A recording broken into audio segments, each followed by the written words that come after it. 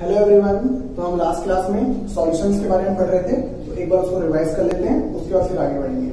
तो देखो, हमने लास्ट क्लास में पढ़ा कि solution is a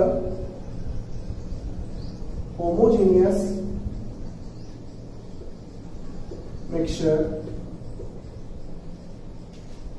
of two or more than two pure substance means solution में दो या दो से ज्यादा प्योर सब्सटेंस आपस में मिक्स्ड फॉर्म में प्रेजेंट रहते हैं और वो मिक्सचर होमोजेनियस नेचर का होता है। ठीक है, या फिर हम कह सकते हैं कि दो या दो से ज्यादा प्योर सब्सटेंस को आपस में मिक्स करने पर हमें अगर होमोजेनियस मिक्सचर मिलेगा तो वो होमोजेनियस मिक्सचर कहलाता है सॉल्यूशन। ओके, फिर यहां पर होमोजेनियस का मीनिंग क्या था? तो होमोजेनियस का मतलब था uniform composition of the component of mixture. Means जिन कंपोनेंट से मिलकर मिक्सचर बना हुआ है, मीन्स जिन सब्सटेंस से मिलकर मिक्सचर बना हुआ है, उन सब्सटेंस का composition through out the mixture uniform होता है, तो उसे कहा जाता है होमोजेनियस मिक्सचर। ये सब हमने लास्ट क्लास में डिस्कस कर लिया था। ठीक है, फिर हमने एक और कॉन्सेप्ट डिस्कस किया था, दैट इज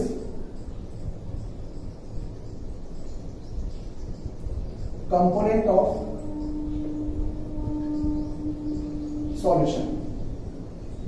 तो देखो, सॉल्यूशन के कंपोनेंट क्या क्या होते हैं?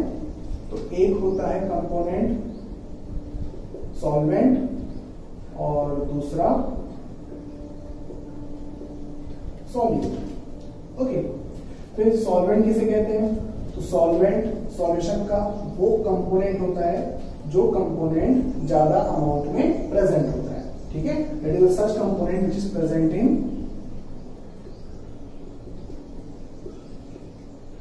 Greater amount. ओके, फिर सॉल्यूट मीन्स तो सॉल्यूशन का वो कंपोनेंट जिस कंपोनेंट की क्वांटिटी रिलेटिवली कम होती है। मीन्स जो सब्सटेंस कम अमाउंट में प्रेजेंट होता है सॉल्यूशन में, वो सब्सटेंस या फिर वो कंपोनेंट सॉल्यूट कहलाता है। ठीक है, that is the component which is present in lesser amount. Okay, फिर हमने डिस्कस किया था कि सॉल्यूशन में सॉल्वेंट एक ही होता है, लेकिन उसमें सॉल्यूट एक से ज्यादा भी पॉसिबल है ना। फॉर एग्जांपल, अगर हम वाटर में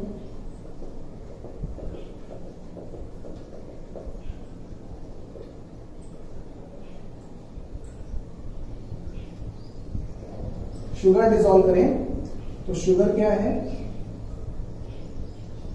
सॉल्यूट, और वाटर क्या है? सॉल्वेंट। ओके, फिर हम अगर इसमें सॉल्ट को भी डिसॉल्व कर दें तो वो भी डिसॉल्व हो जाएगी वाटर में, तो सॉल्ट भी क्या हो जाएगा? हमारा सॉल्यूट होगा। क्लियर हो सभी में यहां पर, है ना। तो ये हमने लास्ट क्लास में डिस्कस किया था, है ना। तो इसको नोट करो, एक मिनट नोट कर लिए। फिर देखो एक और बात कि हमने ये भी डिस्कस किया था कि सॉल्यूशन की फिजिकल स्टेट क्या होती है? जो सॉल्वेंट की फिजिकल स्टेट होती है, that is the physical state of the solution will be the physical state of solvent. Means solvent की जो फिजिकल स्टेट होगी वही फिजिकल स्टेट सॉल्यूशन की भी होगी, है ना। जैसे यहां पर देखो, हमने यहां पर सॉल्वेंट लिया वाटर जो कि लिक्विड स्टेट में होता है, और सॉल्यूट लिया शुगर जो कि सॉलिड स्टेट में होता है। तो जब हमने इस सॉलिड शुगर को वाटर में डिसॉल्व किया और सॉलिड सॉल्ट को भी वाटर में डिसॉल्व किया, तो फाइनली हमें जो सॉल्यूशन मिलेगा, ये जो सॉल्यूशन मिलेगा, उस सॉल्यूशन की फिजिकल स्टेट क्या होगी? फिजिकल स्टेट, तो ऑब्वियस सी बात है क्या होने वाली है, लिक्विड होने वाली है। ठीक है, तो हम कह सकते हैं कि सॉल्यूशन की फिजिकल स्टेट क्या होती है, is the physical state of solvent. यहां तक क्लियर सभी को कि सॉल्वेंट की जो फिजिकल स्टेट होती है वही फिजिकल स्टेट सॉल्यूशन की भी होती है। क्लियर, चलिए इसको नोट कर लेना फटाफट।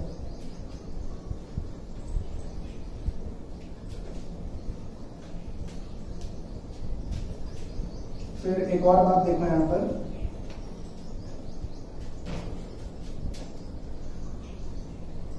अगर सॉल्यूशन में दो कंपोनेंट मीन्स दो सब्सटेंस से मिलाकर सॉल्यूशन बनाया हुआ है तो उस सॉल्यूशन को बोला जाएगा बाइनरी सॉल्यूशन। ओके, फिर अगर किसी सॉल्यूशन में तीन कंपोनेंट मीन्स एक सॉल्वेंट है और दो सॉल्वेंट है तो ऐसे सॉल्यूशन कहलाते हैं टर्नरी सॉल्यूशन।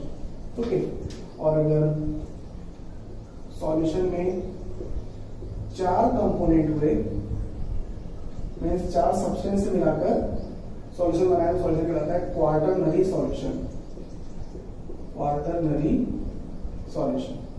ओके, ये जस्ट आप लोगों की नॉलेज के लिए बताया मैंने आप लोगों को, है ना, बट हमें क्या पढ़ना होता है, स्पेशली बाइनरी सॉल्यूशन के बारे में ही पढ़ना होता है। क्लियर, चलिए इसको नोट कर लो।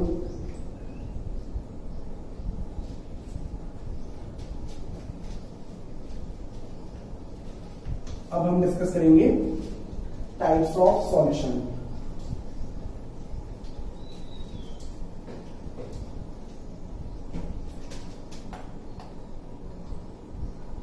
टाइप्स ऑफ सॉल्यूशन, तो यहां पर हम जो सॉल्यूशन की टाइप डिस्कस करने वाले हैं किसके बेसिस पे डिस्कस करेंगे, तो हम डिस्कस करेंगे on the basis of physical state of solvent. Means solvent की फिजिकल स्टेट के बेसिस पर सॉल्यूशन की कौन से टाइप होते हैं उसको हम डिस्कस करेंगे, है ना। चलिए, तो देखो फर्स्ट टाइप है लिक्विड सॉल्यूशन, सेकेंड है गैसियस सॉल्यूशन और थर्ड है सॉलिड सॉल्यूशन। ओके, तो यहां पे आप लोगों को नाम से ही क्लियर हो रहा होगा कि लिक्विड सॉल्यूशन क्या होते हैं, गैसियस सॉल्यूशन क्या होता है, सॉलिड सॉल्यूशन क्या होते हैं। ओके, तो फर्स्ट टाइप है लिक्विड सॉल्यूशन। तो लिक्विड सॉल्यूशन में ऐसे सॉल्यूशन जिनकी फिजिकल स्टेट लिक्विड होगी, और ऐसा कब होगा, तो ऐसा तब होगा जब सॉल्वेंट खुद लिक्विड स्टेट में होगा। ठीक है, तो हम लिक्विड सॉल्यूशन को डिफाइन कर सकते हैं कि ऐसे सॉल्यूशन जिनमें in which solvent is in liquid state. Okay, थोड़ा बड़ा लिखता हूं आप लोगों के लिए, solvent is in liquid state. Okay, और सॉलिड भी हो सकता है, लिक्विड भी हो सकता है और गैस भी हो सकता है। ठीक है, बट सॉल्वेंट कौन सी स्टेट में होना चाहिए, लिक्विड स्टेट में होना चाहिए, तब जाके सॉल्यूशन लिक्विड स्टेट में एग्जिस्ट करेगा। ओके, फिर गैसियस सॉल्यूशन, तो ऐसे सॉल्यूशन जिनमें सॉल्वेंट कौन सी स्टेट में होगा, गैसियस स्टेट में होगा, तो फाइनल सॉल्यूशन की फिजिकल स्टेट क्या होगी, गैसियस होगी। ओके, तो सच सॉल्यूशन इन विच, अभी हम इसके एग्जांपल्स डिस्कस करेंगे, है ना, in which solvent is in gaseous state and solute may be solid और गैस और liquid. Okay, then solid solution, तो सॉलिड सॉल्यूशन मीन्स ऐसे सॉल्यूशन जिन सॉल्यूशन की फाइनल फिजिकल स्टेट सॉलिड होती है, इट मीन्स सॉल्वेंट उसके सॉलिड होंगे। ओके, तो such solution in which solvent is in solid state and solute में भी सॉलिड और लिक्विड और गैस। क्लियर? तो यहां पे नोट कर लो, फिर हम इनके एग्जांपल्स में डिस्कस करते हैं। ठीक है, चलिए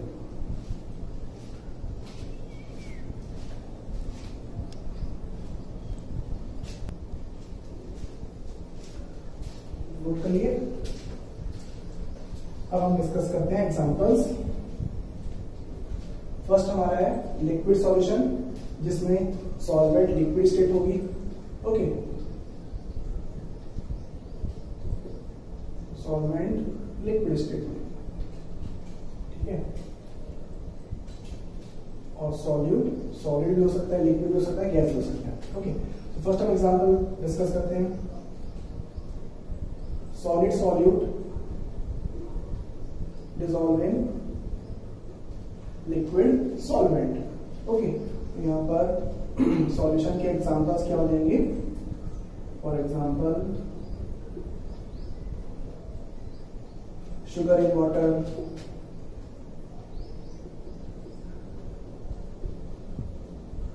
salt in water, okay, etc. ये कुछ एग्जांपल्स हो गए, है ना। तो शुगर जो कि सॉलिड है, वाटर जो कि लिक्विड है, तो सॉलिड को लिक्विड में डिसॉल्व किया तो हमें लिक्विड सॉल्यूशन मिलेगा। फिर next example, let's suppose liquid dissolving liquid, कोई एक पर्टिकुलर लिक्विड दूसरे लिक्विड में डिसॉल्व किया जा रहा है तो हमें लिक्विड सॉल्यूशन मिलेगा। For example alcohol dissolve in water, alcohol और वाटर का सॉल्यूशन, ठीक है।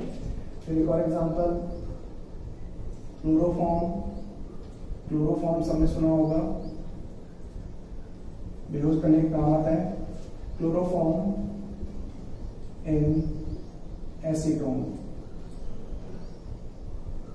एसीटोन पेंट रिमूवर की तरह या फिर नेल पेंट रिमूवर की तरह यूज होता है ना।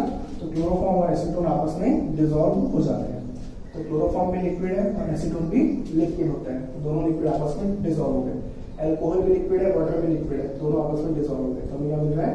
लिक्विड सॉल्यूशन मिल रहा है, जिसमें दोनों मींस सॉल्यूट भी लिक्विड है और सॉल्वेंट भी लिक्विड है। ओके, फिर यहाँ पर सॉलिड डिसॉल्व इन लिक्विड पे एक एग्जांपल और देख लो। यहाँ पर एक और एग्जांपल है,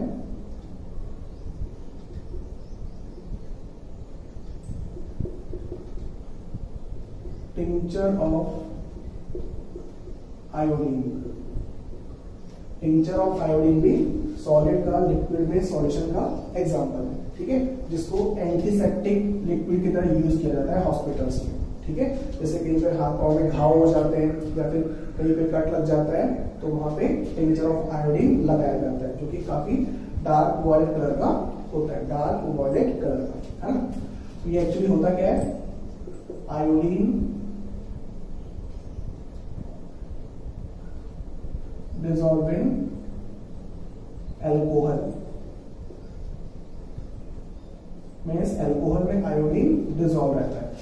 आयोडीन होता है सॉलिड और alcohol liquid, solid in liquid. Clear? फिर अगला एग्जांपल, तो सॉल्यूट क्या क्या हो गया? सॉलिड हो गया, लिक्विड हो गया, क्या बच गया? Gas. Gas dissolving liquid solvent, तो गैस को भी लिक्विड में डिसॉल्व रहेगी तो सॉल्यूशन लिक्विड स्टेट में ही होगा, है ना। फॉर एग्जांपल, सिंपल सा एग्जांपल, सोडा वाटर और कोल्ड ड्रिंक, ठीक है। तो सोडा वाटर में क्या होता है? कार्बन डाइऑक्साइड गैस वाटर में डिसॉल्व होती है। आई बात समझ में? तो कार्बन डाइऑक्साइड गैस होती है, वाटर लिक्विड है, तो गैस वाटर में डिसॉल्व है ना। फिर आप लोगों ने पढ़ा होगा कि जो एक्वेटिक क्रिएचर्स होते हैं वो सांस कैसे लेते हैं? तो वो सांस लेते हैं ऑक्सीजन से, है ना। Means oxygen gas dissolved in water, तो वाटर में ऑक्सीजन गैस डिसॉल्व है, जिस वजह से एक्वेटिक क्रिएचर्स सांस ले पाते हैं। आई बात समझ सभी को, है ना? ये सब एग्जांपल है किसके, गैस डिसॉल्व इन लिक्विड में।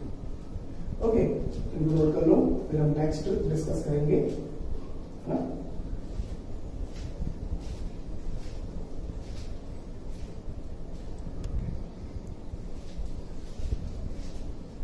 नोट करिए।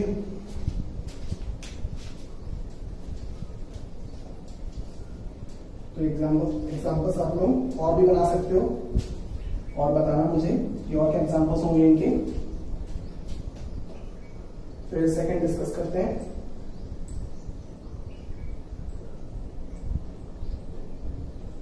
गैसियस सॉल्यूशन मीन्स ऐसे सॉल्यूशन जिनमें सॉल्वेंट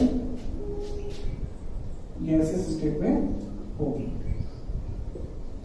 और सॉल्यूशन खुद गैसियस स्टेट में होगा। ओके, तो फर्स्ट टाइप डिस्कस करते हैं अपन solid solute dissolving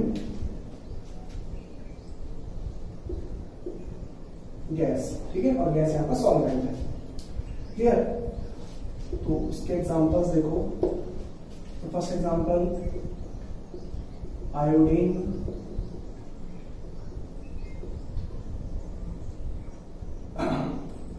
iodine particles in nitrogen gas. Nitrogen gas में आयोडीन के पार्टिकल्स डिसॉल्व है ना? तो आयोडीन होता है सॉलिड स्टेट में और नाइट्रोजन गैस स्टेट में, आयोडीन के पार्टिकल्स नाइट्रोजन गैस में डिसॉल्व है। ओके, फिर कुछ और examples like ammonium chloride. Ammonium chloride जो कि सॉलिड होता है, उसके पार्टिकल एयर में डिसॉल्व है ना? या फिर हम इस तरीके से कर लेते हैं ऑक्सीजन। ओके, ऑक्सीजन गैस है, इसमें अमोनियम क्लोराइड के पार्टिकल डिसॉल्व है, तो वो एग्जाम्पल हो जाएगा, है ना? मीन्स इस टाइप के एग्जाम्पल में हमें सॉल्वेंट गैस लेना है और सॉल्यूट सॉलिड लेना है। ओके, चलिए फिर देखो नेक्स्ट टाइप, इसी का नेक्स्ट टाइप गैसेस सॉल्यूशन का। तो liquid solute dissolving gas. Okay, तो लिक्विड गैस में डिसॉल्व है, तो सबसे सिंपल एग्जांपल है मॉइस्चर, ठीक है, that is water particles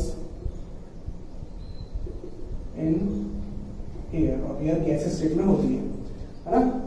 air में वाटर के पार्टिकल्स डिसॉल्व है, मीन्स मॉइस्चर की बात हो रही है। ओके, ये भी एग्जांपल हो गया इसका, लिक्विड इन गैस का। फिर एक और example chloroform in nitrogen gas. तो नाइट्रोजन गैस में क्लोरोफॉर्म के पार्टिकल्स ड्रॉपलेट्स डिस्पर्स हैं। ओके, फिर डिसॉल्वेंट। फिर थर्ड टाइप लेते हैं हम इसी का, गैस सॉल्यूट डिसॉल्विंग गैस। तो इसका तो सिंपल सा एग्जांपल है एयर। तो एयर खुद गैसियस मिक्सचर होता है, mixture of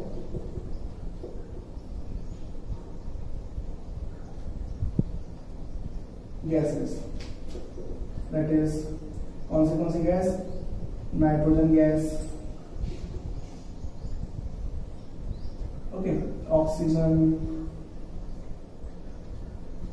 carbon dioxide and so on, और भी गैसेस होती है ना? लेकिन इनकी क्वांटिटी बहुत कम होती है। नाइट्रोजन गैस की क्वांटिटी और ऑक्सीजन गैस की क्वांटिटी रिलेटिवली बाकी गैसों से ज्यादा होती है, और नाइट्रोजन की सबसे ज्यादा होती है, ठीक है? चलिए फिर हम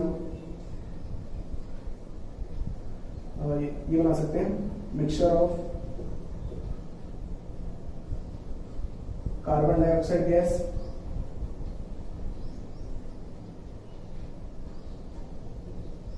एंड ऑक्सीजन गैस। मीन्स एक ऐसा मिश्रण जिसमें केवल कार्बन डाइऑक्साइड और ऑक्सीजन गैस प्रेजेंट है। ओके, फिर एक और एग्जांपल वाटर गैस का। तो वाटर गैस होती है दो गैस की mixture, that is mixture of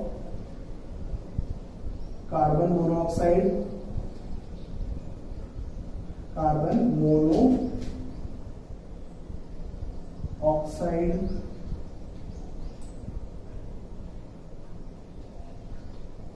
और हाइड्रोजन। ओके, तो हाइड्रोजन गैस और कार्बन मोनोऑक्साइड गैस का मिक्सचर कहलाता है वाटर गैस। ये सब आप लोग हायर क्लास में पढ़ोगे, अभी आप लोगों को केवल एग्जांपल याद रखना है, ठीक है। फिर वैसे ही नेचुरल गैस, नेचुरल गैस भी एक्चुअली मिक्सचर होती है जिसमें सबसे ज्यादा मीथेन गैस प्रेजेंट होती है, ठीक है। फिर ये मेनली प्रेजेंट होती है नेचुरल गैस में, फिर थोड़ी बहुत अमाउंट में हायर एल्केन्स प्रेजेंट होते हैं। ये एल्केन्स वगैरह क्या है वो सब आप लोग हायर क्लास में क्लास 10 में पढ़ोगे, है ना। फिर कार्बन डाइऑक्साइड गैस होती है,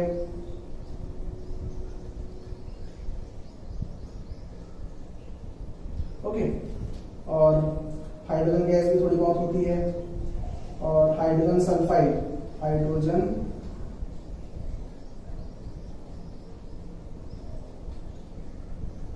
सल्फाइड भी प्रेजेंट होती है थोड़ी बहुत, ठीक है। चलिए, ये है नेचुरल गैस का एग्जांपल। सब गैसियस सब्सटेंस है जो आपस में यूनिफॉर्मली मिक्स्ड है, it is gas dissolving gas. Okay, इनको नोट कर लेना फटाफट।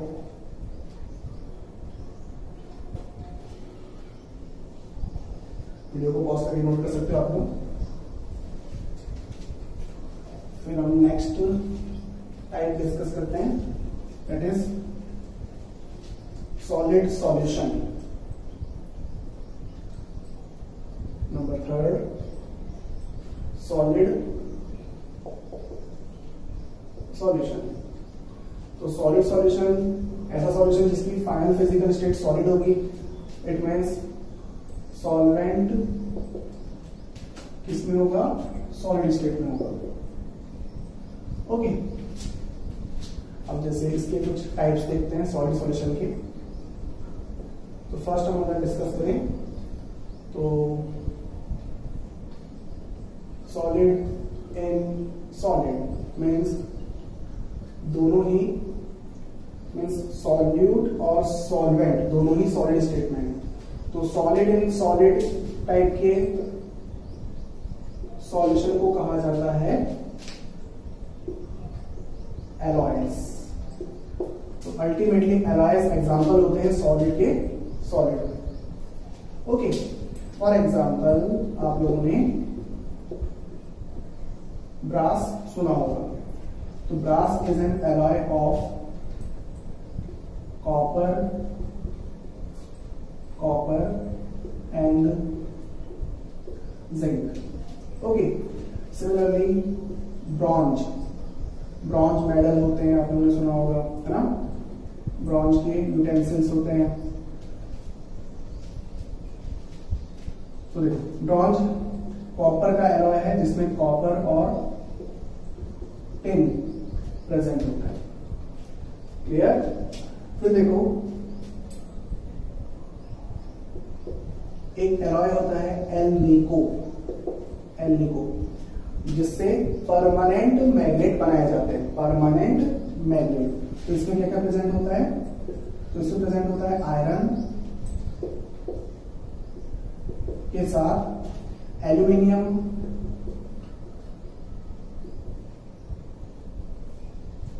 कॉमा निकल एंड CO मीन्स कोबाल्ट। ये मेटल के एलॉयज है। ओके, फिर स्टील भी एग्जांपल है एलॉय का जिसमें मेनली आयरन प्रेजेंट होता है और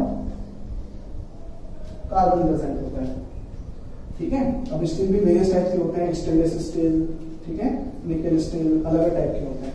तो सारे के सारे एलॉयज सॉलिड सॉल्यूशन कहलाते हैं, जिसमें सॉलिड सॉलिड में डिसॉल्व रहते हैं। ओके, तो ये एग्जांपल हुआ सॉलिड इन सॉलिड का, ठीक है। अब इसको नोट कर लो, फिर हम और एग्जांपल डिस्कस करते हैं। अब देखो नेक्स्ट है number second, liquid solute in solid solvent, means liquid solid में डिसॉल्व है। ओके, तो इसके एग्जांपल में आते हैं एमलगम्स। ओके, और एमलगम्स क्या होते हैं? तो amalgams means solution of mercury in metals, means जब मेटल में मरकरी डिसॉल्व होती है तो उनको कहा जाता है amalgam. Okay, for example amalgam का ही एग्जाम्पल दे रहे हैं अपन, मरकरी डिसॉल्विंग सोडियम, ये कहलाता है sodium amalgam, sodium amalgam. Okay, जिसको वेरियस केमिकल रिएक्शंस में यूज किया जाता है रिएक्टिविटी को कम करने के लिए। रिएक्शन काफी ज्यादा एक्सप्लोसिव हो जाती है तो उसको थोड़ा सा कंट्रोल करने के लिए हम एमलगम यूज करते हैं। मींस जब सोडियम को यूज किया जाता है किसी केमिकल रिएक्शन में तो सोडियम बहुत ज्यादा रिएक्टिव होता है, तो उसकी रिएक्टिविटी को कम करने के लिए उसमें मरकरी मिलाया जाता है ताकि उसकी रिएक्टिविटी कम हो जाए, है ना। इसे आप लोग हायर क्लास से पढ़ोगे, क्लास 10th 11th में। ओके, फिर एक और एग्जांपल लेते हैं अपन एमलगम का। एक और एग्जांपल है डेंटल एमलगम। तो ये जिनको दांतों में प्रॉब्लम होती है, जिनके दांतों में कैविटीज हो जाती है, उनमें यूज किया जाता है डेंटल एमलगम को, ठीक है। तो इसमें क्या होता है, मरकरी को डिसॉल्व किया जाता है या फिर मरकरी प्लस बोल सकते हो आप लोग सिल्वर और जिंक मेटल का कॉम्बिनेशन। ओके, तो सिल्वर जिंक के साथ मरकरी को डिसॉल्व करके डेंटल एमलगम बनाया जाता है ना। और ये डेंटल एमलगम दांतों की कैविटीज को फिल करने में यूज किया जाता है। ओके, तो ये एग्जांपल हो जाते हैं इसके लिक्विड इन सॉलिड के। ओके, चलिए अब देखो नेक्स्ट एग्जांपल या फिर नेक्स्ट टाइप क्या बच गया, gas in solid, means solid में गैस डिसॉल्व। तो इसका एक एग्जांपल है hydrogen gas in palladium. Palladium एक मेटल है जिसमें हाइड्रोजन गैस डिसॉल्व रहती है, ठीक है।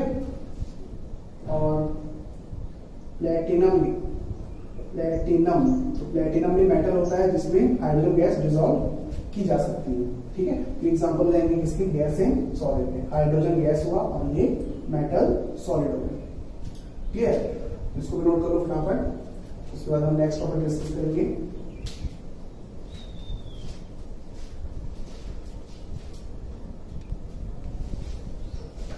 नोट करिए। अब हम डिस्कस करते हैं types of solution on the basis of relative amount of solute in the given solvent.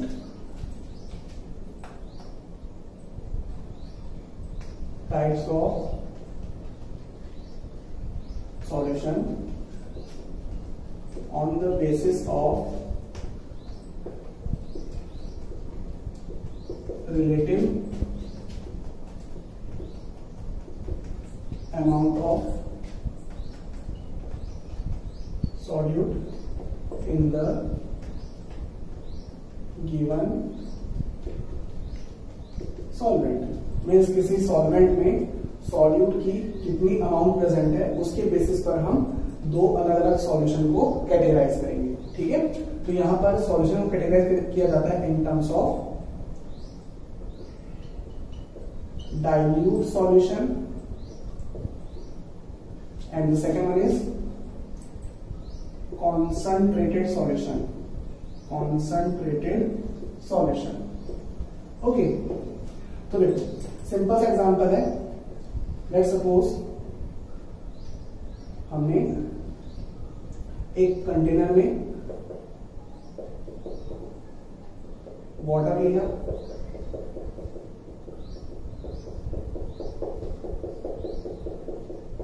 ठीक है,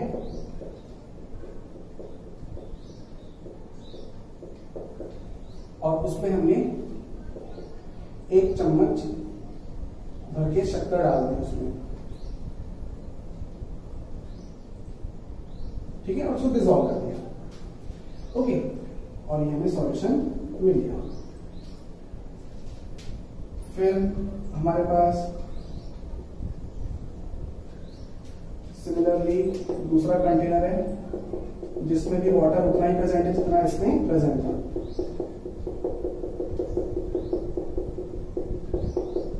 ये वाटर है ना, जो कि सॉल्वेंट है। ओके, वाटर सॉल्वेंट, इसमें हमने 3 चम्मच शक्कर डाली। क्लियर, तो दोनों सॉल्यूशन बना। अब ये बताओ कौन से सॉल्यूशन में सॉल्यूट की रिलेटिव क्वांटिटी ज्यादा है, मींस रिलेटिवली दोनों सॉल्यूशन में अगर हम कंपेयर करें तो कौन से सॉल्यूशन में सॉल्यूट की क्वांटिटी रिलेटिवली ज्यादा है। तो ऑब्वियस सी बात है इस सॉल्यूशन में सॉल्यूट की क्वांटिटी रिलेटिवली ज्यादा है और इस सॉल्यूशन में सॉल्यूट की क्वांटिटी रिलेटिवली कम है। क्लियर है?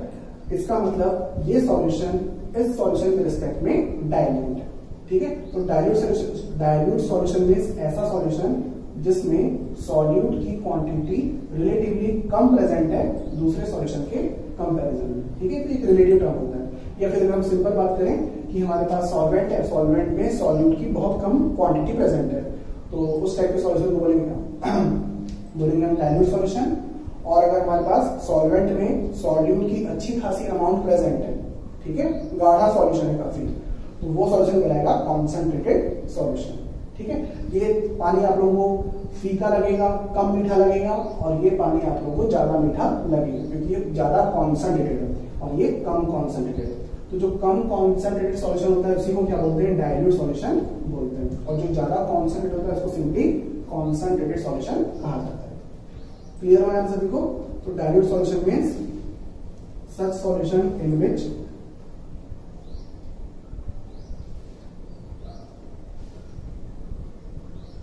amount of solute is low, बहुत कम अमाउंट सॉल्यूट की प्रेजेंट होती है। और concentrated solution means such solution in which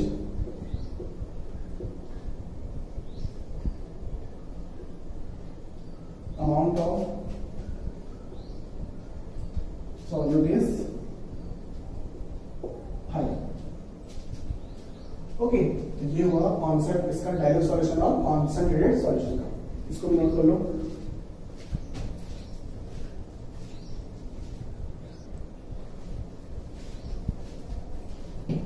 note कर लिए? चलिए अब हम डिस्कस करेंगे एक न्यूमेरिकल टॉपिक जिसका नाम है कॉन्सेंट्रेशन टर्म्स ऑफ सॉल्यूशन, और जो एक बहुत इंपॉर्टेंट टॉपिक भी है जो कि आप लोगों को हायर क्लास में काम भी आएगा। ओके, टॉपिक का नाम है कॉन्सेंट्रेशन टर्म्स ऑफ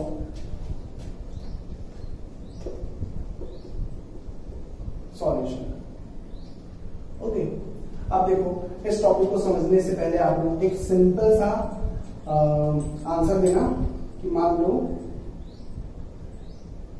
एक क्लास है, लेट्स सपोज क्लास 9 आप लोगों की क्लास है ना, तो उसमें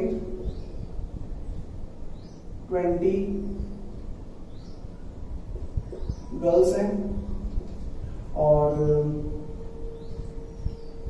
40 बॉयज हैं। ओके, तो आप लोगों को इस क्लास में मीन्स क्लास 9 में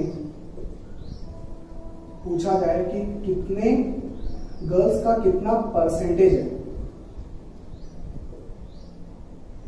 कितनी परसेंटेज गर्ल्स प्रेजेंट है, तो आप लोग कैसे बताओगे? वैसे ही अगर आप लोगों से पूछा जाए कि बॉयज कितने परसेंट प्रेजेंट है क्लास 9 में, तो आप लोग क्या करोगे? सिंपल सा मैथमेटिक्स का कॉन्सेप्ट लगाओगे कि अगर हमें गर्ल्स का परसेंट निकालना है तो हम क्या करेंगे? Number of girls upon total students into 100, यही कॉन्सेप्ट अप्लाई करेंगे गर्ल्स का परसेंटेज निकालने के लिए। तो जिसका परसेंटेज निकालना है उसकी क्वांटिटी ऊपर अपॉन पूरी क्वांटिटी, टोटल क्वांटिटी इनटू 100, तो ऐसे निकालते हैं हम परसेंटेज। ओके, सिमिलरली अगर हमें बॉयज का परसेंट निकालना हो तो जिसका परसेंट निकालना है उसकी क्वांटिटी ऊपर मीन्स न्यूमरेटर में, यहाँ पर number of boys upon total, और टोटल क्या होंगे? स्टूडेंट्स होंगे। बॉयज और गर्ल्स को क्या बोलते हैं? एक साथ स्टूडेंट बोला जाता है, ठीक है, इनटू 100। तो इस तरीके से हम क्या निकाल सकते हैं? गर्ल्स का परसेंटेज और बॉयज का परसेंटेज निकाल सकते हैं एक क्लास में, ठीक है। तो क्लास किससे मिलकर बनी हुई है? गर्ल्स और बॉयज से मिलकर बनी हुई है, ठीक है। तो हमारे सॉल्यूशन में कौन कौन प्रेजेंट होते हैं? तो हमारे सॉल्यूशन में प्रेजेंट होते हैं सॉल्वेंट और सॉल्यूट। तो हम सॉल्यूट और सॉल्वेंट की क्वांटिटी को कॉन्सेंट्रेशन टर्म से डिनोट करते हैं। मीन्स यहां पर कॉन्सेंट्रेशन का मतलब होता है अमाउंट ऑफ सॉल्यूट और सॉल्वेंट इन अ सॉल्यूशन, कि किसी सॉल्यूशन में सॉल्यूट की कितनी अमाउंट है और सॉल्वेंट की कितनी अमाउंट है। ओके, और उन अमाउंट को हम परसेंटेज के फॉर्म्स में भी निकाल सकते हैं, ठीक है। तो इस बेसिस पर वेरियस टाइप के कॉन्सेंट्रेशन टर्म्स बनाए गए हैं सॉल्यूशन के लिए। अब वो कौन से हैं? तो फर्स्ट हम डिस्कस करेंगे मास परसेंट, जिसको वेट परसेंट भी बोला जाता है, ठीक है। और इसका सिंबल होता है W/W परसेंट, ये इसका सिंबल है। W वेट और ये भी वेट है। ओके, तो यहां पर हमें क्या करना है? मास परसेंट या फिर वेट परसेंट निकालना है। किसका निकालेंगे? Component of the solution, means solute और सॉल्वेंट का, है ना। तो हमें पता है कि सॉल्यूशन में उसके कंपोनेंट क्या हैं। तो लेट्स सपोज हम बाइनरी सॉल्यूशन की बात कर रहे हैं, मींस एक सॉल्वेंट एक सॉल्यूट। ओके, तो सॉल्वेंट है और सॉल्यूट है। ओके, तो इस सॉल्यूशन में सॉल्वेंट जो है उसका भी कुछ ना कुछ मास होगा, मास ऑफ सॉल्वेंट, कुछ ना कुछ वेट होगा सॉल्वेंट का, है ना। और सॉल्यूट का भी कुछ ना कुछ मास होगा उस सॉल्यूशन में, मास ऑफ सॉल्यूट।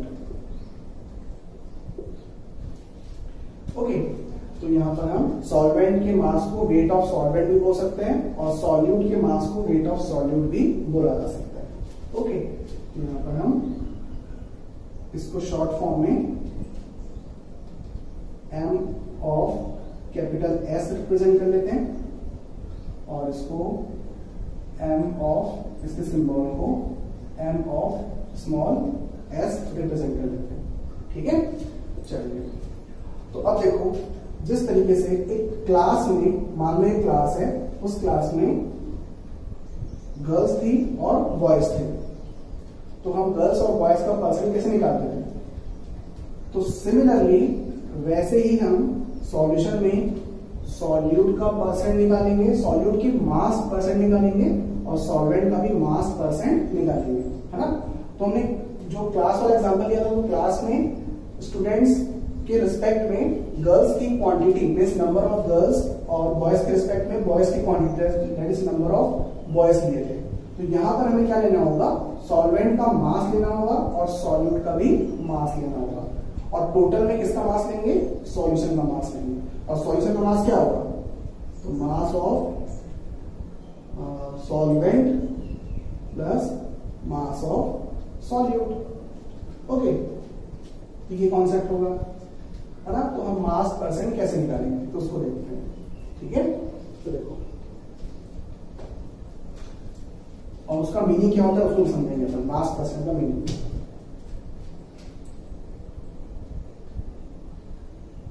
तो हम मास परसेंट ऑफ सॉल्यूट कैसे निकालेंगे? तो इसको बोलेंगे हम W by W percent of solute equals to, तो यहां पर हम मास या फिर वेट ले रहे हैं सॉल्यूट का, तो न्यूमरेटर में क्या आएगा? Mass of solute upon denominator में क्या आएगा? टोटल मास, और टोटल मास किसका होगा? सॉल्यूशन का होगा। यहां पर मास ऑफ सॉल्यूशन, और आप लोग वेट ऑफ सॉल्यूशन और वेट ऑफ सॉल्यूट भी दे सकते हो, इनटू 100। समझ गए? Similarly mass percent of solvent कैसे निकालेंगे? तो सबसे पहले सिंबल,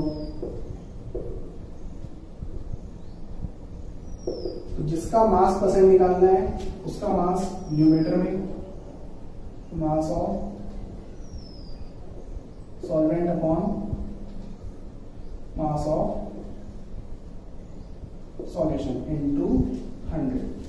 तो ये हो जाएगा फॉर्मूला क्या निकालने के लिए? मास परसेंट या फिर वेट परसेंट निकालने के लिए पर्टिकुलर कंपोनेंट का। हो गया। और फिर एक और बात देखो कि हमें अगर स्पेसिफिक नहीं दिया गया है कि किसका मास परसेंट निकालना है, तो हम किसका निकालते हैं? सॉल्यूट का मास परसेंट निकालते हैं। क्लियर सभी को? यहाँ तक इसको नोट कर लो, फिर हम आगे और भी डिस्कस करते हैं इसको।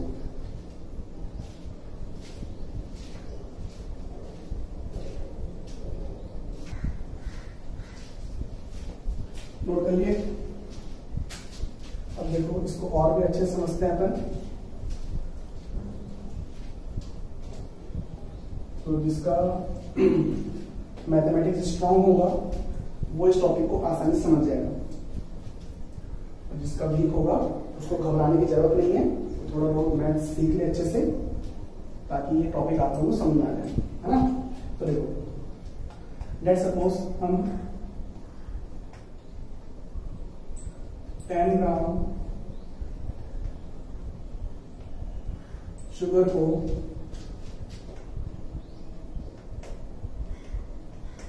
40 ग्राम वाटर में डिसॉल्व कर रहे हैं। ठीक है, जिससे एक सॉल्यूशन रेडी हुआ। ओके, तो हमें बताना है कि इस सॉल्यूशन में शुगर का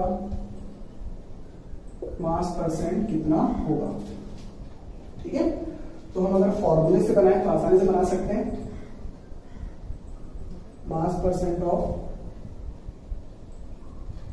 sugar will be equals to mass of sugar upon mass of solution into 100। Okay, तो यहाँ पे आप लोग इसको फर्दर वैल्यूज पुट करके सॉल्व करोगे तो क्या मिलेगा आप लोगों को? शुगर का मास कितना है? 10 ग्राम अपॉन सॉल्यूशन का मास किससे आएगा? सॉल्यूट के मास और सॉल्वेंट के मास को ऐड करके। तो सॉल्यूट का मास है 10 ग्राम, सॉल्वेंट का मास है 40 ग्राम। तो 10 प्लस 40 कितना होगा? 50 इंटू 100। ओके, अब इसको सॉल्व करोगे आप लोग तो सॉल्व करने पर क्या आएगा? 51, 52, 2 इंटू 10 20, तो ये आ गया 20%। क्लियर? अब देखो इस चीज को समझते हैं अपन, है ना? इसको लॉजिकली समझते हैं, है ना? तो देखो 10 ग्राम शुगर और 40 ग्राम वाटर, तो टोटल सॉल्यूशन कितना हो गया? 50 ग्राम सॉल्यूशन। ओके, तो इक्वेशन बना रहे हैं अपन कि इन 50 gram of solution how much sugar is present, that is how much solute is present. तो इसमें कितना सॉल्यूट प्रेजेंट है? 50 ग्राम सॉल्यूशन में 10 gram solute that is sugar present है। ठीक है, तो अगर 50 ग्राम सॉल्यूशन में 10 ग्राम शुगर प्रेजेंट है तो बताना है हमें कि 100 ग्राम सॉल्यूशन में शुगर कितना प्रेजेंट होगा, है ना? मीन्स हम परसेंटेज निकालते हैं तो आउट परसेंट का मतलब होता है परसेंट मीन्स आउट ऑफ 100। ठीक है, सेंट मतलब होता है 100। क्लियर? तो यहां पर देखो कि 50 ग्राम सॉल्यूशन में अगर शुगर 10 ग्राम है तो 100 ग्राम सॉल्यूशन में कितना होगा? तो इसके लिए आप लोग सिंपल यूनिटरी मेथड लगा के सॉल्व कर सकते हो, दैट इज 10/50 इंटू 100, तो वही आएगा जो वहां पर आएगा, है ना? तो कितना आएगा? 20 ग्राम शुगर। देखो क्या रिलेशन निकला, क्या कंक्लूजन निकला। तो यहां पर कंक्लूजन ये निकला है कि जब हमें जिस सब्सटेंस का मास परसेंट निकालना होता है उस सब्सटेंस के मास को कैलकुलेट करते हैं हम 100 ग्राम सॉल्यूशन में, कि 100 ग्राम सॉल्यूशन में सॉल्यूट का या फिर जिस सब्सटेंस का मास परसेंट निकालना है उस सब्सटेंस का कितना मास प्रेजेंट है, that is how much amount of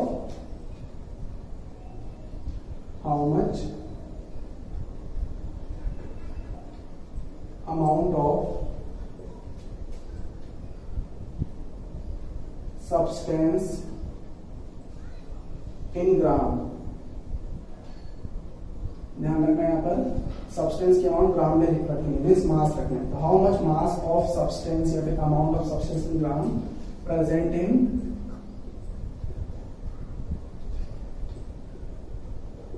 100 gram solution. तो इसको जब आप निकाल लोगे तो जितने भी अमाउंट आएगी सब्सटेंस के ग्राम में वही क्या कहलाएगी? उसका मास परसेंट कहलाएगी। क्लियर सभी को? तो देखो यहाँ पर अभी हमने जो क्वेश्चन लिया था उस क्वेश्चन में जब हमने इसको ऑब्जर्व किया तो ये देखा कि सॉल्यूशन के 100 ग्राम में सॉल्यूट मींस शुगर की कितनी ग्राम प्रेजेंट है? 20 ग्राम प्रेजेंट है, और उतना ही क्या आया था? मास परसेंट आया था सॉल्यूट का।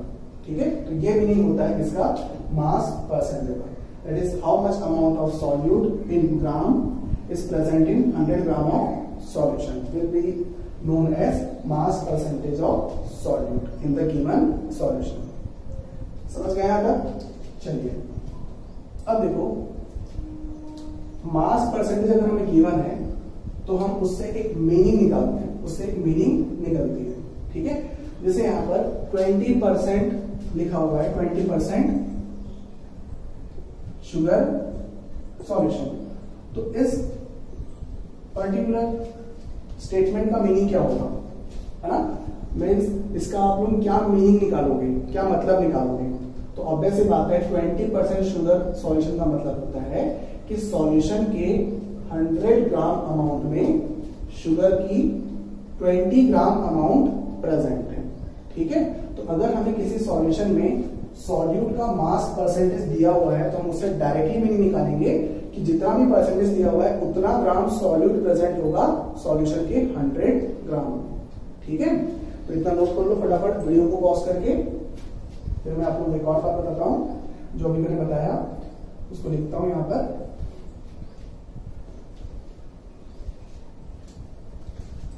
ये तो जो अभी लिखा था मैंने वो मीनिंग था मास परसेंटेज का, है ना। तो हमारे पास लेट्स सपोज एक सॉल्यूशन है जिसमें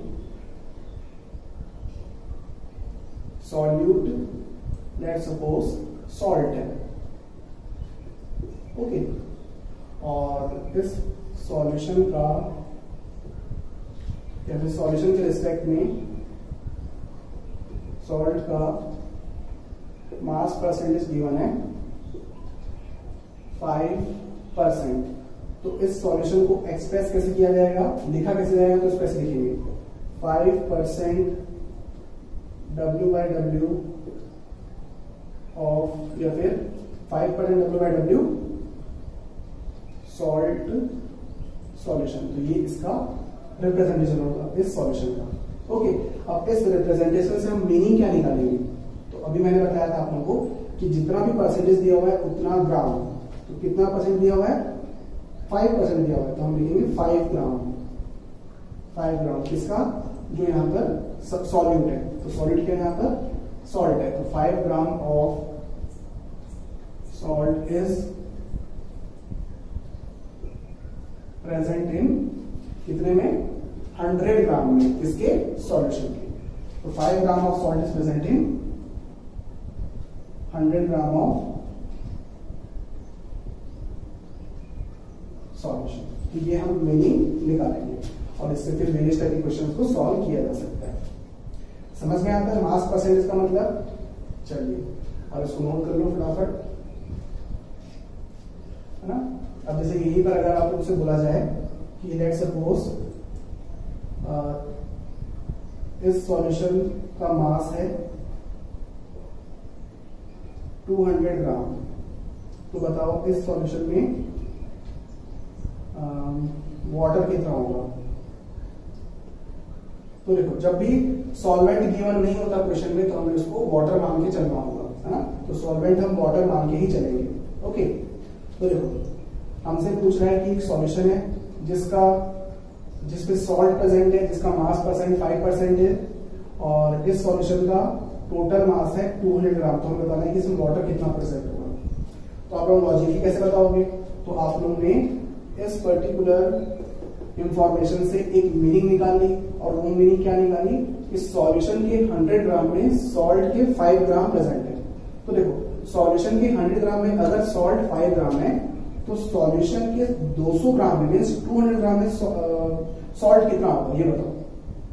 तो देखो 100 ग्राम सॉल्यूशन में सॉल्ट अगर 5 ग्राम है तो 200 ग्राम सॉल्यूशन में सॉल्ट कितना होगा 10 ग्राम होगा, ठीक है।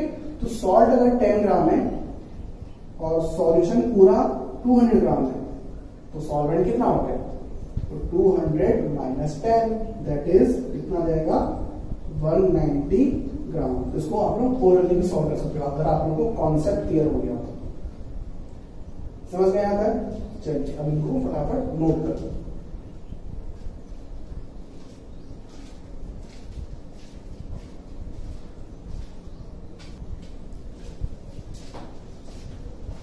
नोट हो गया, तो चीजों को समझते जाओ और फिर उसको याद भी करना है ना, समझ कर याद करना है चीजों को, डायरेक्टली याद नहीं करना है। चलिए तो ये था पहला concentration term that is mass percentage, okay. फिर अब सेकेंड कॉन्सेंट्रेशन टर्म है वॉल्यूम परसेंट, और ये कॉन्सेंट्रेशन टर्म यूजुअली लिक्विड के लिक्विड सॉल्यूशन में means liquid dissolved in liquid solution में यूज किया जाता है। मींस सॉल्यूट भी लिक्विड हो और सॉल्वेंट भी लिक्विड हो तब हम यूजुअली वॉल्यूम परसेंट यूज करते हैं, ठीक है। तो सबसे पहली चीज सिंबल, तो सिंबल होता है V/V percent, where V represents volume, है ना।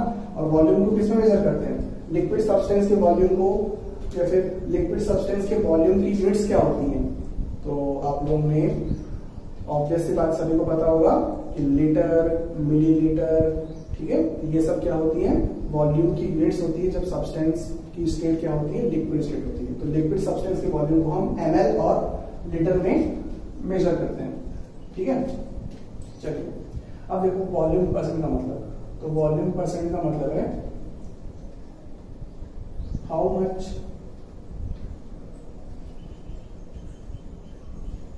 वॉल्यूम ऑफ, या फिर how much volume in ml of liquid solute is present in 100 ml liquid solution।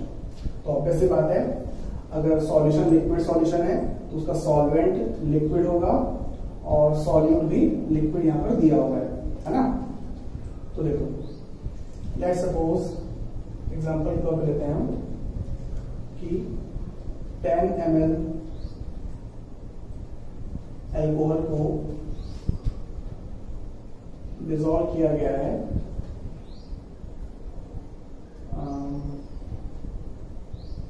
40 ml water में, ठीक है। मीन्स अल्कोहल का 10 ml लिया और वाटर का 40 ml लिया और दोनों को डिसॉल्व कर दिया, और डिसॉल्व करके हमें पूछ रहा है कि what will be the volume percent of alcohol. तो हम कैसे निकालेंगे, तो सिंपली फॉर्मूला यूज करना हो तो हम ऐसे यूज करेंगे, volume of alcohol in ml upon volume of solution in ml into 100, ठीक है। तो यहाँ पर जब 10 ml अल्कोहल को 40 ml वाटर में डिसॉल्व करोगे तो फाइनल वॉल्यूम कितना हो जाएगा सॉल्यूशन का, 50 ml होगा, है ना। तो यहाँ पर वॉल्यूम परसेंट निकालेंगे तो अल्कोहल का वॉल्यूम 10 अपॉन सॉल्यूशन का वॉल्यूम 50 इंटू 100, कितना आ जाएगा 20% अल्कोहल, और इसको हम ऐसे लिख सकते हैं 20% V/V ऑफ अल्कोहल, ठीक है। या फिर हम इसको लिख सकते हैं 20% V/V alcohol solution. Means mass percent जैसा ही है, बस यहाँ पर मास की जगह हम क्या ले रहे हैं, वॉल्यूम ले रहे हैं, बाकी सब कुछ सेम टू सेम, ठीक है। इसमें मीनिंग कोई नहीं लेगा इसका। 20% V/V ऑफ अल्कोहल या फिर 20% V/V अल्कोहल सॉल्यूशन का मतलब ये निकल रहा है कि अल्कोहल के 20 ml प्रेजेंट है कितने में, 100 ml सॉल्यूशन में, है ना। तो देखो ना यहाँ पर कि सॉल्यूशन के 50 ml में, सॉल्यूशन के 50 ml में अल्कोहल अगर 10 ml है तो सॉल्यूशन के 100 ml में अल्कोहल कितना होगा, तो आप ऐसे बात है कितना होगा, 20 होगा, और उतना ही परसेंटेज आएगा। समझ गए यहाँ तक। तो ये था कॉन्सेप्ट वॉल्यूम परसेंटेज, ठीक है। चलिए, तो इन दोनों topic means concepts and terms पे बेस्ड कुछ न्यूमेरिकल्स आप लोगों को होमवर्क के फॉर्म में मिलेंगे, उनको आप लोगों को सॉल्व करना होगा, ठीक है। चलिए, इतना नोट कर लेना, वीडियो को पॉज करके।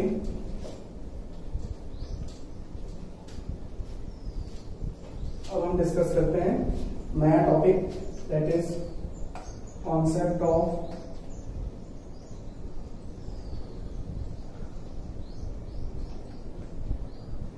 solubility of solute, concept of solubility of solute। तो देखो solubility का मतलब क्या होता है इसको समझते हैं, है ना। तो लेट सपोज हमारे पास यहाँ पर एक कंटेनर है जिसमें हमने वाटर लिया हुआ है, ओके। यहाँ पर वाटर है जिसकी अमाउंट कितनी है, 100 ग्राम, ठीक है। अब हमने क्या किया, उसमें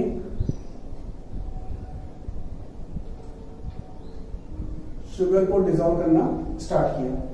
तो इनिशियली हमने शुगर का वेट मेजर कर लिया और फिर उसके बाद डिजोल्व करना स्टार्ट किया। तो लेट्स सपोज हमने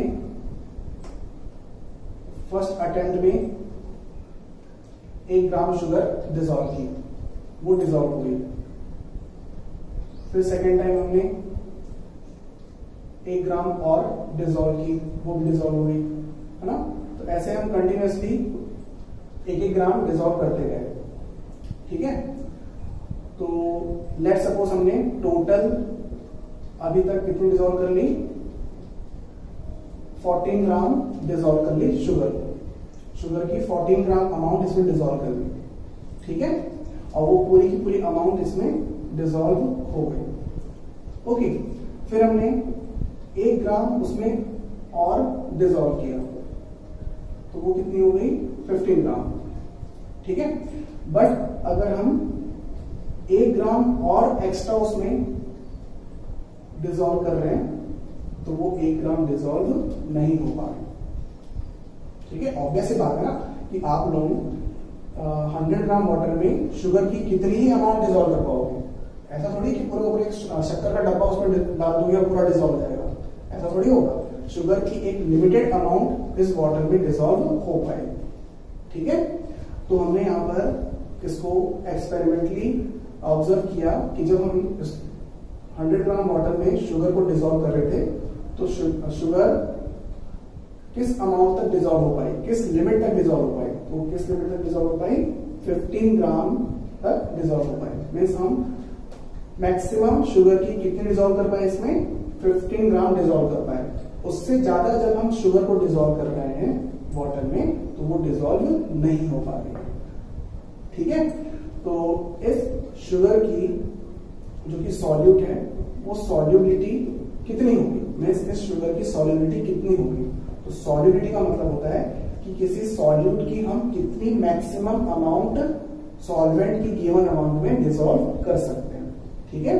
इसको और समझना कि लेट्स सपोज हम वाटर की 100 ग्राम की जगह 200 ग्राम लेते हैं, मीन्स ज्यादा पानी लेते हैं, तो बताओ क्या उसमें शुगर 15 ग्राम की डिसॉल्व हो पाती, नहीं, उससे ज्यादा भी डिसॉल्व होती क्योंकि इसमें वाटर की अमाउंट बढ़ गई, ठीक है। इट इज जस्ट लाइक हम 1 गिलास पानी ले रहे हैं, उस 1 गिलास पानी में शुगर डिसॉल्व कर रहे हैं और वो अपनी एक लिमिट तक डिसॉल्व हो रहा है, ठीक। और सेकेंड एग्जांपल हम लें कि 1 बाल्टी भर के पानी लिया, तो 1 बाल्टी भर के पानी में हम कितनी शुगर डिसॉल्व कर पाएंगे, तो ऑब्वियस बात है ज्यादा शुगर डिसॉल्व कर पाएंगे, ठीक है। तो किसी सॉल्यूट की कितनी मैक्सिमम अमाउंट डिसॉल्व हो पाएगी सॉल्वेंट में, ये इस बात पे डिपेंड करती है कि सॉल्वेंट की कितनी अमाउंट ली जा रही है ना। तो सॉल्युबिलिटी को डिफाइन करने के लिए हम क्या करते हैं, सॉल्वेंट की क्वांटिटी को फिक्स कर देते हैं। और यहाँ पे हम सॉल्वेंट की क्वांटिटी को कितना फिक्स कर रहे हैं, 100 ग्राम फिक्स कर रहे हैं, ठीक है। और 100 ग्राम के रिस्पेक्ट में हम डिफाइन कर रहे हैं सॉल्यूट की सॉल्युबिलिटी को। ध्यान रखना, सॉल्युबिलिटी किसकी डिफाइंड होती है, सॉल्यूट की डिफाइंड होती है गिवन सॉल्वेंट में। और हमारे लिए सिलेबस में जो सॉल्वेंट है वो सॉल्वेंट क्या है, वाटर है। मीन्स हम वाटर के 100 ग्राम अमाउंट में डिफरेंट सॉल्यूट की सॉल्युबिलिटी को एनालाइज करेंगे, है ना।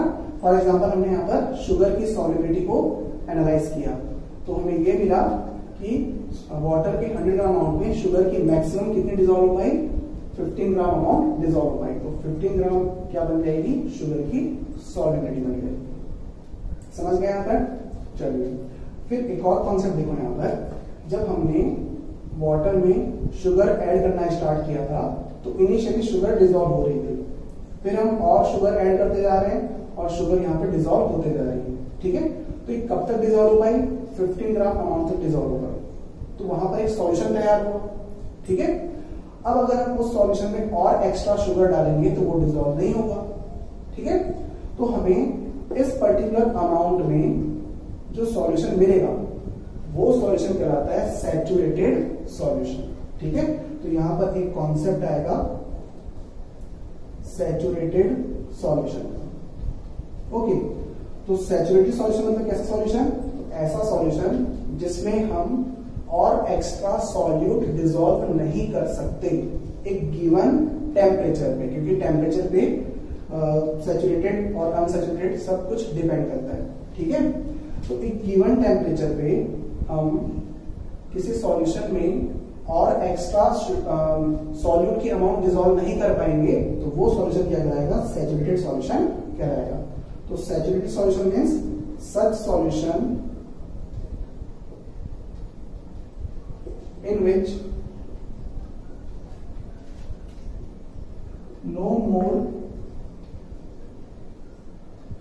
amount of solute can be dissolved in the given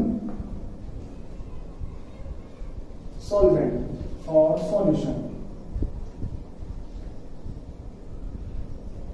is called, या फिर हम यहाँ पर एक और टर्म ऐड कर लेते हैं, एट द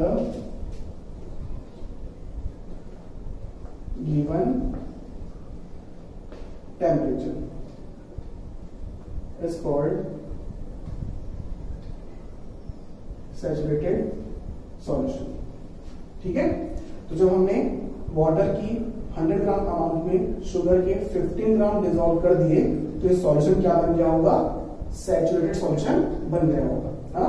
तो ये बताओ कि 15 ग्राम से अगर कम हम शुगर ऐड करेंगे तो वो सॉल्यूशन क्या कहलाएगा, तो वो सॉल्यूशन कहलाता है unsaturated solution.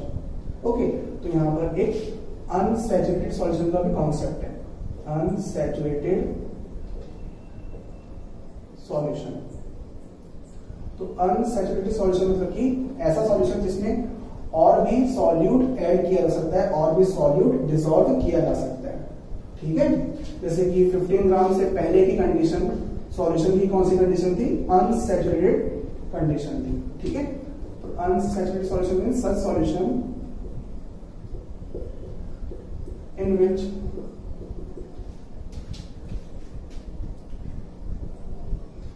solute can be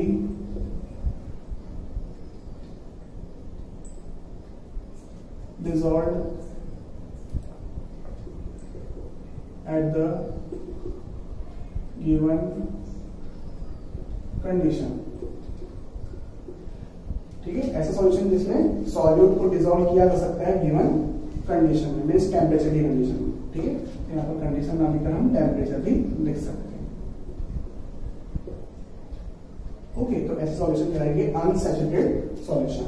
और सैचुरेटेड सॉल्यूशन की ऐसे सॉल्यूशन जिसमें सॉल्यूट एक्स्ट्रा और ऐड नहीं कर सकते। यह समझ में आता है। तो सॉल्युबिलिटी ऑफ सॉल्यूट कौन से पॉइंट पे डिफाइंड होगी, तो ऑब्वियस सी बात है सैचुरेटेड पॉइंट पे डिफाइंड होगी सॉल्युबिलिटी।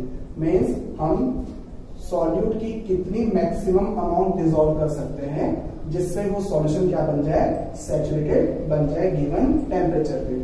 तो वो मैक्सिमम अमाउंट सॉल्यूट की क्या कहलाती है, सॉल्युबिलिटी कहलाती है गिवन अमाउंट ऑफ सॉल्वेंट में। और वो सॉल्वेंट की अमाउंट कितनी लेनी है हमें, 100 ग्राम लेनी है। समझ गया आता है। तो अनसैचुरेटेड सॉल्यूशन और सैचुरेटेड सॉल्यूशन दोनों की डेफिनेशन लिख लो, फिर उसके बाद में सॉल्युबिलिटी ऑफ सॉल्यूट की डेफिनेशन लिखता हूं। ठीक है, चलिए वीडियो को पॉज करके डेफिनेशन वगैरह लिख लेना।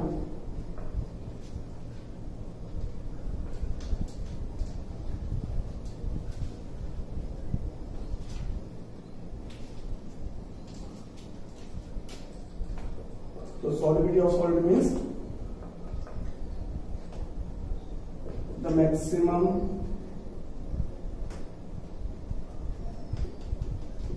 amount of solute in gram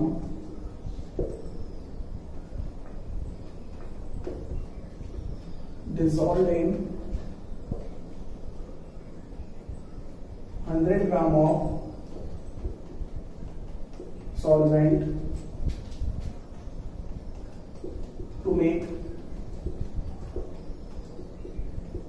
saturated solution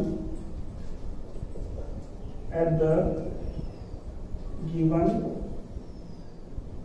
temperature is called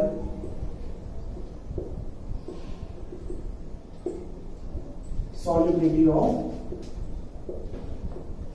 solute।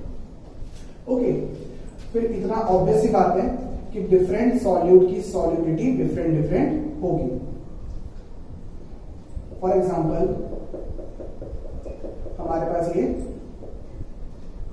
100 gram water है और यहां पर भी 100 ग्राम वाटर है, ठीक है। फिर यहां पर हमने शुगर की मैक्सिमम अमाउंट 15 ग्राम डिसॉल्व की। मीन्स शुगर हम मैक्सिमम कितना डिसॉल्व कर पा रहे हैं, 15 ग्राम डिसॉल्व कर पा रहे हैं, क्योंकि उससे ज्यादा शुगर उसमें डिसॉल्व नहीं हो पा रही है। तो शुगर की सॉल्युबिलिटी कितनी होगी, 15 ग्राम होगी। ओके, फिर लेट्स सपोज हम सॉल्ट को डिसॉल्व कर रहे हैं, तो सॉल्ट की maximum let's suppose 20 gram dissolve हो पा रही है। मीन्स सॉल्ट 100 ग्राम वाटर में केवल 20 ग्राम ही डिसॉल्व हो पा रहा है, उससे ज्यादा डिसॉल्व नहीं हो रहा है, ठीक है। तो सॉल्ट की सॉल्युबिलिटी कितनी रहेगी, 20 ग्राम हो जाएगी। तो डिफरेंट सॉल्यूट की सॉल्युबिलिटी डिफरेंट डिफरेंट होती है। यहां तक क्लियर सभी को? चलिए तो डेफिनेशन नोट कर लो फटाफट। तो ध्यान रखना, सॉल्युबिलिटी सॉल्वेंट की 100 ग्राम में डिफाइंड होती है। क्लियर? जैसे कि मान लो कि कोई सब्सटेंस है, उस सब्सटेंस की मैक्सिमम 5 ग्राम डिसॉल्व हो पा रही है 50 ग्राम वाटर में। हमने एक एग्जांपल ले लिया कि 50 ग्राम वाटर में सब्सटेंस ए का मैक्सिमम 5 ग्राम ही डिसॉल्व हो पा रहा है, उससे ज्यादा डिसॉल्व नहीं हो पा रहा। तो बताओ सब्सटेंस ए की सॉल्युबिलिटी कितनी होगी? तो यहां पर सॉल्युबिलिटी 5 नहीं होगी। क्यों? क्योंकि यहां पर सॉल्वेंट की अमाउंट कितनी है, 50 ग्राम है। हमें कितनी लेनी है, स्टैंडर्ड 100 ग्राम लेनी है, ठीक है। तो हम आसानी से निकाल सकते हैं कि 50 ग्राम वाटर मीन्स सॉल्वेंट का मास। तो 50 ग्राम वाटर में 5 ग्राम डिसॉल्व हो पा रहा है सब्सटेंस, तो 100 ग्राम वाटर में कितना डिसॉल्व हो पाएगा? क्योंकि हमें सॉल्युबिलिटी के लिए सॉल्वेंट की 100 ग्राम लेनी है। तो 100 ग्राम में कितना होगा, 5/50 इंटू 100, तो ये कितना आ जाएगा, 10 ग्राम सब्सटेंस ए। तो सब्सटेंस ए की सॉल्युबिलिटी कितनी रहेगी, 10 ग्राम पर 100 ग्राम, ठीक है ना। तो सॉल्युबिलिटी को यूजुअली ग्राम पर 100 ग्राम में एक्सप्रेस किया जाता है, ठीक है। चलिए, तो इन सब बातों का ध्यान रखना है आप लोगों को, है ना। तो इससे आप लोग फॉर्मूला बना सकते हो सॉल्युबिलिटी का। तो देखो फॉर्मूला कैसे बनाओगे, तो amount of solute, maximum amount of solute that can be dissolved in the given solvent upon amount of solvent into 100, ये हो जाएगा फॉर्मूला किसका, सॉल्युबिलिटी का। ओके, तो देखो सॉल्युबिलिटी का फॉर्मूला देखते हैं अपन। तो solubility equals to amount of solute in gram upon amount of solvent in gram into 100। तो ये हो जाएगा फॉर्मूला किसका, सॉल्युबिलिटी का। क्लियर हुआ सभी को यहां तक? तो ये था सॉल्युबिलिटी का कॉन्सेप्ट। ओके, तो इतना नोट करो।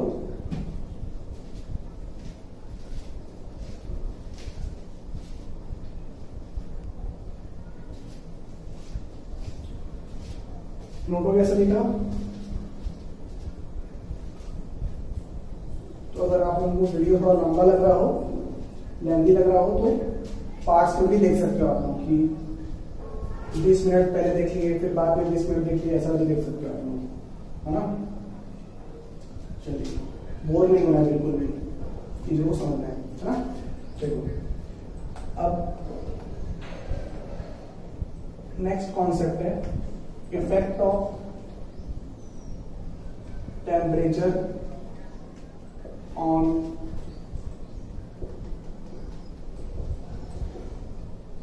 solubility of solute। तो टेम्परेचर को चेंज करने पर सॉल्युबिलिटी पे क्या इफेक्ट पड़ता है उसको डिस्कस करते हैं।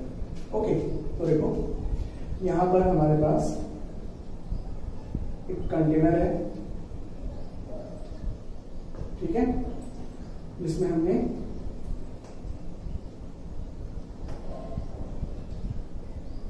ये कंटेनर बढ़िया सा, जिसमें हमने 100 ग्राम वाटर ले लिया।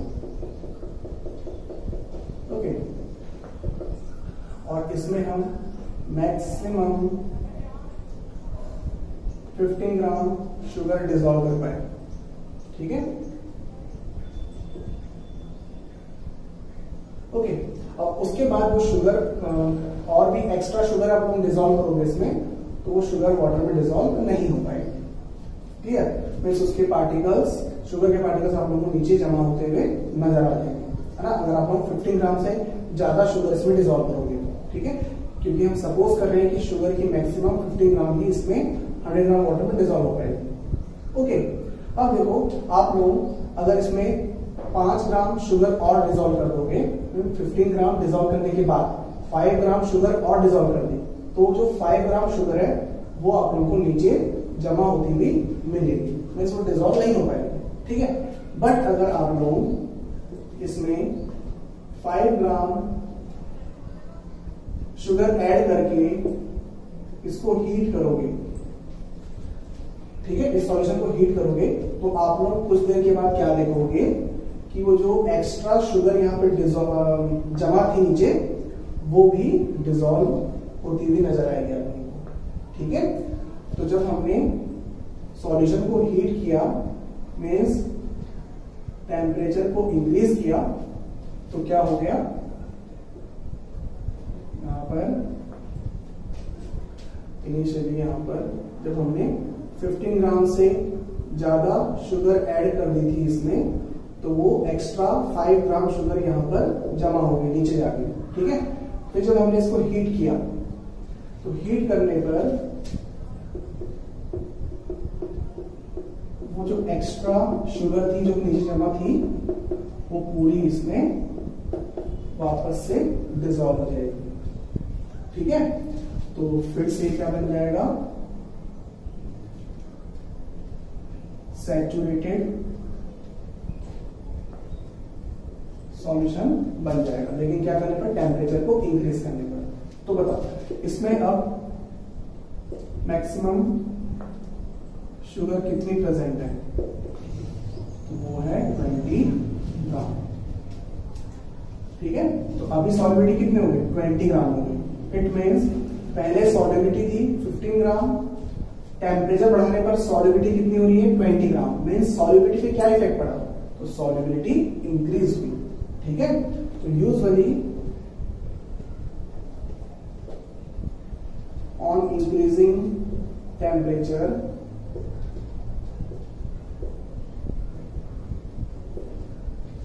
solubility of solute increases।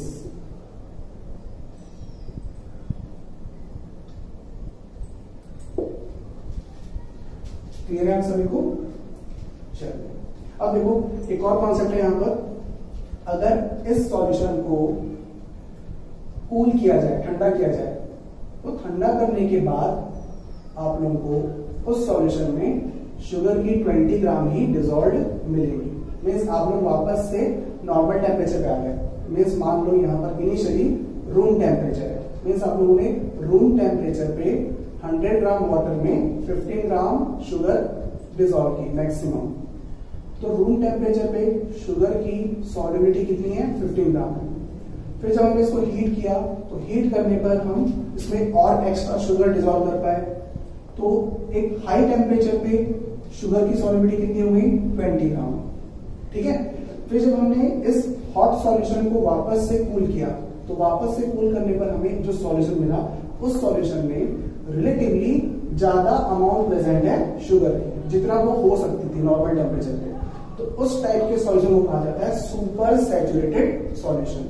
Means ऐसा सॉल्यूशन जो कि नॉर्मल टेम्परेचर पे अपनी सॉल्युबिलिटी से ज्यादा अमाउंट प्रेजेंट रखा है सॉल्यूट की, है ना, तो उसको बोला जाता है सुपर सैचुरेटेड सॉल्यूशन। और ऐसे सॉल्यूशन अनस्टेबल होते हैं, मींस थोड़ी देर के बाद वापस से उसमें प्रेसिपिटेशन हो जाता है, मींस जो एक्स्ट्रा अमाउंट उसमें डिसॉल्व थी वो नीचे जाके जमा हो जाती है। तो सुपर सैचुरेटेड सॉल्यूशन कुछ समय के लिए ही एग्जिस्ट करता है क्योंकि वो अनस्टेबल होते हैं। समझ गया तक? तो मींस हम कह सकते हैं कि हमने सॉल्यूशन को बेवकूफ बनाया है, कि हमने सॉल्यूशन में नॉर्मल टेम्परेचर पे सॉल्यूट की मैक्सिमम अमाउंट ऐड कर दी, फिर हमने और एक्स्ट्रा अमाउंट सॉल्यूट ऐड की और हीट किया, जिससे और एक्स्ट्रा अमाउंट सॉल्यूट इसमें डिसॉल्व हो गया, फिर हमने उस हॉट सॉल्यूशन को कूल कर दिया। धीरे धीरे कूल करना है ना, ध्यान रखना। मींस हम उस सॉल्यूशन को बेवकूफ बना रहे हैं, पागल बना रहे हैं, ठीक है। जिससे क्या हुआ, उसको पता भी नहीं चला कि वापस वो उसी टेम्परेचर पे आ गया है और उस टेम्परेचर पे जो सॉल्यूट था उसकी रिलेटिवली ज्यादा अमाउंट प्रेजेंट है, ठीक है। तो उस सॉल्यूशन को बोलते हैं अपन सुपर सैचुरेटेड सॉल्यूशन। क्लियर है यहाँ तक? तो ये हो जाएगा कॉन्सेप्ट किसका, सुपर सैचुरेटेड सॉल्यूशन का। ओके, चलिए।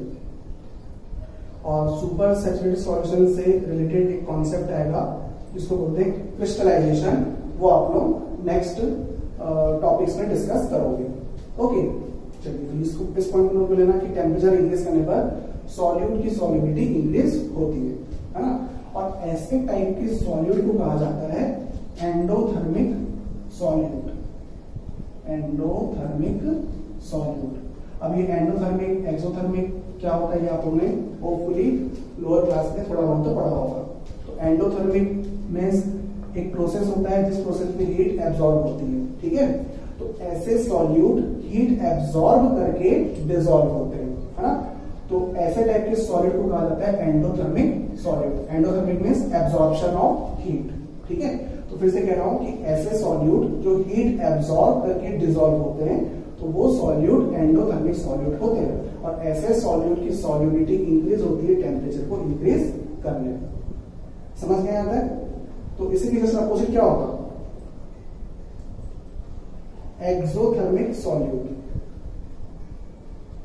तो एक्सोथर्मिक सॉल्यूट मींस ऐसे सॉल्यूट जिनको सॉल्वेंट में डिसॉल्व करने पर हीट रिलीज होती है। एक्सो मींस एग्जिट। तो एक्सोथर्मिक सॉल्यूट्स की सॉल्युबिलिटी टेम्परेचर इंक्रीज करने पर डिक्रीज होती है, ठीक है। तो फॉर एक्सोथर्मिक सॉल्यूट्स सॉल्युबिलिटी